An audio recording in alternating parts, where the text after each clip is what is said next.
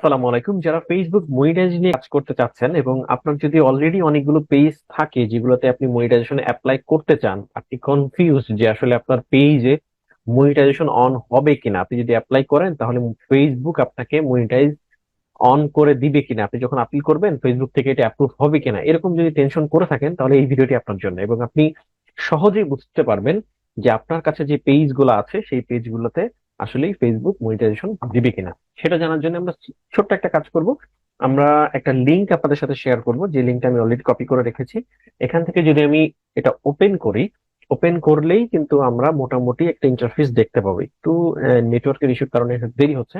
আচ্ছা, যখনই চলে আসবে তখন কিন্তু আমরা এই রকমের একটা ইন্টারফেস পাবো। অবশ্যই আপনি যে ব্রাউজার এটা চেক করবেন, মানে যে ব্রাউজার দিয়ে এই লিঙ্কটা ওপেন করবেন, ওই ব্রাউজারে আপনার আইডিটায় লগ ইন থাকতে হবে। ধরুন আপনার একটা পেজ আছে, পেজের নাম এ বা এবিসি, এবং আপনার আইডির নাম আমি, ধরুন আমার একটা পেজ আছে এবিসি এবং আমার নাম শহীদ সাগর। আমি চেক করতে চাচ্ছি যে ওই পেজটা আসলেই মনিটাইজেশন হবে কিনা। সেক্ষেত্রে আমার যে আইডির মাধ্যমে পেজটা খোলা বা যে আইডিতে ওই পেজের অ্যাক্সেস আছে, সেই আইডিটাই অবশ্যই ওই ব্রাউজারে লগ ইন থাকতে হবে। ওকে, এবার যখন আপনি এটা এন্টার করলে আপনাকে এরকম একটা ইন্টারফেসে নিয়ে আসবে। এই জায়গা থেকে দেখেন চেক ইট আউট, এটাতে যখন আপনি ক্লিক করবেন তখনই কিন্তু আপনাকে এইরকম একটা বিষয় দেখাবে। দেখেন, প্রত্যেকটা পেজের পাশে এরকম একটা ব্লু টিক দেওয়া থাকবে। যে পেজগুলোর পাশে, পেজের নাম, পেজের পাশে যে যেগুলো ব্লু টিক দেওয়া থাকবে, সেইগুলাতে আপনি বুঝবেন যে আপনার পেজ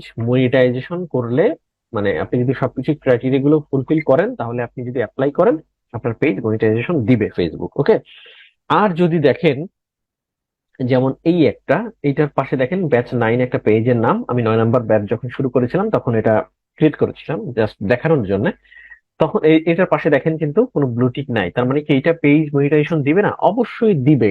তবে এই জায়গায় আপনার এটা বুঝতে হবে যে আপনার পেজের বয়সটা কতদিন। যদি আপনার পেজের বয়স 30 দিনের কম থাকে তাহলে কিন্তু ওই পেজ মনিটাইজেশন হবে না, কারণ অ্যাটলিস্ট আপনার পেজের বয়স 30 দিন প্লাস হতে হবে, তারপরেই আপনি মনিটাইজেশনের জন্য অ্যাপ্লাই করতে পারবেন, আর ওই পলিসি ইস্যুটা চলে যায়।